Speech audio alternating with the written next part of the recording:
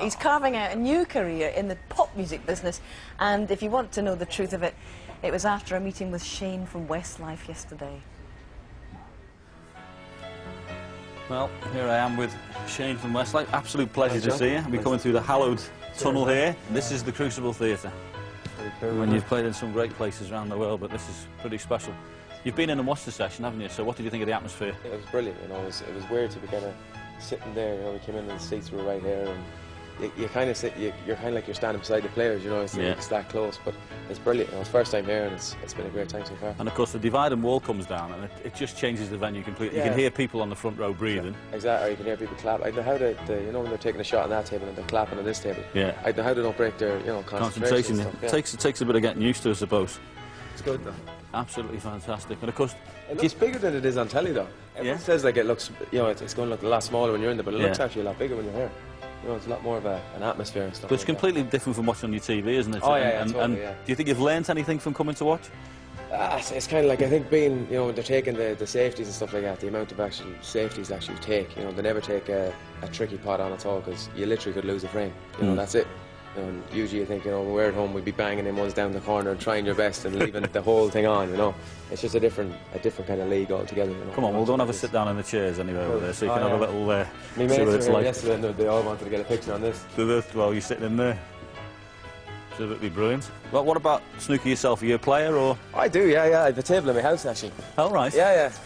I played a good bit, well, not as often as I'd like, you know, but I played every couple of months where I go down for a few frames, and my mates come over to the house every time I get home, you know, try and have a snooker night, you know. So there's lots of money and nerves and stuff, and plenty of jiving going on in the house, but it's great crack. What about the other lads? Did any of them any players? Nicky plays. Nicky's quite handy actually. Is he? Yeah. He's probably he's a better player than me now. He'd play he'd be knocking in 40s and 50 breaks, you know. Very good. Stuff like that. So I played him in his house once. He bet me 5-1, so it wasn't a great result, but well, you can pick up the tips you pick up. Exactly, yeah. I'll bring it back now and I'll beat him 5-1, you know. So. The table as well you've got in the house is pretty famous as well, isn't it? Yeah, it's I think it's the 2002 final. Paul Hunter. Against Ronnie O'Sullivan at Masters, yeah. Masters, yeah. So it's pretty. My mate organised it for me, so it's a nice table to have, you know.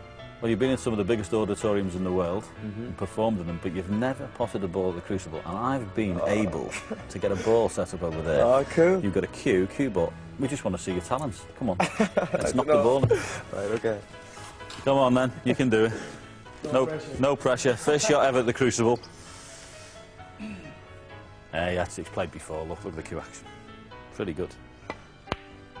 Oh, fantastic. Different class. Cheers, Thank you very much. It's a pleasure speaking to you. Thank you. Well, I've done something for you, by the way, so I think you can do something for me. I've noticed there's only 4 in your band now, and I'm actually quite a good singer, you know. All right, yeah. You know, and I know Brian was tall and all that, but don't let the grey hair confuse you, you know. I can go blonde. You could dye blonde, yeah. I can sing, honestly. Can you sing? Yeah. Go on. Uptown girl. What about that now? Sit to the... Thanks. I don't know. You do a favour for someone. She's been living in a white bread world. John assumed that when everyone was screaming at him when he was singing, it's because they liked it. But sorry to disappoint you, John. Thank you. Never mind. Seems like a lovely fella. He's great. He's fantastic. Put up with my singing. He must be really good. What is it, 17 number ones they've had? 17 number ones they've had, yes. Looking forward to being in Liverpool in June. So I've got a very excited daughter at home who's looking forward to going to the concert. So we'll be there. And a genuine snooker fan too.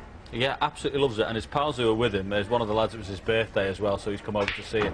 And Ken sorted out the tickets for them and everything, and they've come to watch, and they've had 2 days and had a blast. They've loved every minute of it. OK, choir practice for you later on then, John, won't Yeah, we? thanks very much. OK, well, let's take a check on events.